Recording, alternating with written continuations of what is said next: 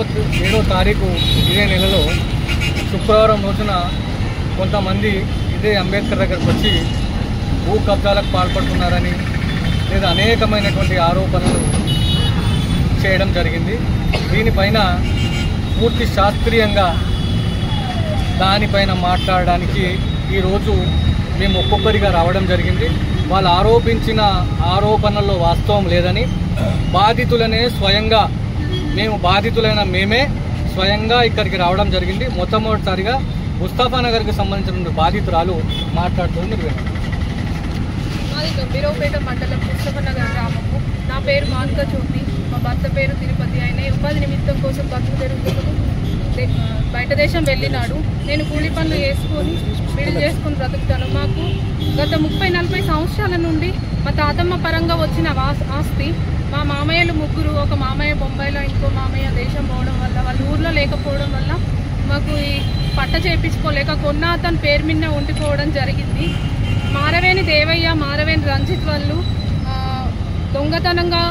దొంగ పట్ట చేయించుకొని ఈరోజు అక్రమంగా మా పైన కేసులు పెట్టి ఒక మహిళ అని చూడకుండా మా భర్త లేకపోవడం అనేది చూసి నన్ను మా భూమి నుండి తప్పించి, పొజిషన్ నుండి తప్పించి అక్రమంగా కబ్జా చేయాలని నా పేరు మీద ఒక 5 కేసులు పెట్టియడం జరిగింది. ఎస్ఐ, సిఐ వాళ్ళందరూ, కుమ్మక్కాయ వాళ్ళందరూ డబ్బులు తీసుకొని ఎంఆర్ఓ గారు వీళ్ళంతా కలిసి నన్ను ఈరోజు ఈ ఒక మహిళ అని చూడకుండా నాకు ఎక్కడ కూడా న్యాయం జరగలేదు. నేను పొల మధ్యలో ఎక్కడో ఉన్నా అని నన్ను గంభీరావుపేట స్టేషన్కి పట్టుకొచ్చి నన్ను బైండ్ ఓవర్ చేసినని ఎస్ఐ గారు మమ్మల్ని 60,000 జరిమానాతో కేసు వేసిండు. మేము హైకోర్టు నుండి తీసుకొచ్చుకున్నాము. మరి మాకు ఇక్కడన్నా న్యాయం జరుగుతుంది, ఇప్పటి నుండైనా న్యాయం జరగాలి. ఒక మహిళగా నన్ను అనవసరంగా నన్ను బయటేసి మా భర్త లేకపోవడం చూసి మారవేణి రంజిత్, దేవయ్య అనే వాళ్ళు నన్ను ఎటు పోయినా కూడా మమ్మల్ని ప్రాణ హాని ఉంది, మాకు భయభ్రాంతులకు గురి చేస్తున్నారు. నాకు 2 చిన్నపిల్లలు ఉన్నారు, మా భర్త లేడు. నేను ఇంట్లో ఉన్నా, బయటకు వెళ్ళినాక వాళ్ళతో నాకు ప్రాణభయం ఉన్నది. ఈ భూమి దొంగపట్ట చేయించుకొని తప్పు చేసింది వాళ్ళు. మా భూమిని వాళ్ళు అక్రమంగా కబ్జా చేయాలని ఈరోజు నాపై 5 కేసులు పెట్టి నన్ను పోలీస్ స్టేషన్ల చుట్టూ నన్ను కోట్ల మెట్లు ఎక్కియడం వాళ్ళ వలన నేను కోట్ల మెట్టు ఎక్కాల్సి వచ్చింది. ఒక మహిళ అని చూడకుండా నన్ను ఈరోజు వీళ్ళు ఈ రకంగా నన్ను పరువు నష్టం చేసిర్రు.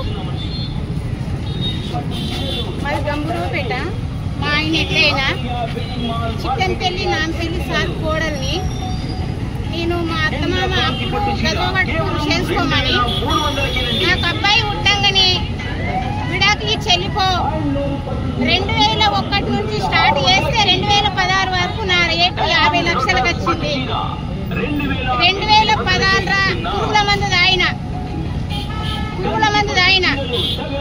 తాగితే చచ్చిపోలేదు నటించింది. ఎల్లారెడ్డిపేట హాస్పిటల్ వేసి 20 రోజులు ఎర్రల నర్సేబాబు ఇక్కడనే ఉన్నాడు.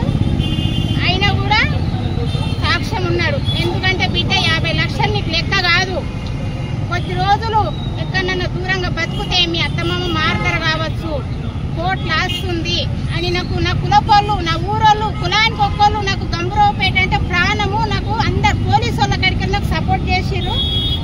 నా భర్తకు మాటలు రావు. నా కొడుకు 4 ఏళ్ళ పిల్లగానప్పటి నుంచి ఒక్కోడు కాబట్టి, నేను ఒక్క కోడని కాబట్టి ఉమ్మడి కుటుంబంలా ఉంటే మా మామ కూడా నన్ను బాగా ఇబ్బందుల పాలు చేస్తేనే నేను 2018లో ఇంట్లోకి వెళ్ళి బయటకు వెళ్ళినా. ఇక ఆడదాన్ని ఎవరిది చెప్పుకోకుంటే నడవది.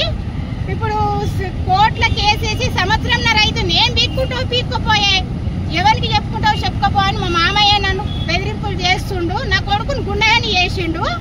ఆయనకి 23 ఏళ్ళు ఉంటే మా ఆయన కొండి గంభీరావుపేటకి రావాలంటే మాకు ప్రాణ భయం ఉంది. మా మామగారు కూడా నన్ను ఇబ్బందులు, ఒకటే సాక్ష్యం అగ్గిలు పెట్టినా సరే సీతమ్మ కూడా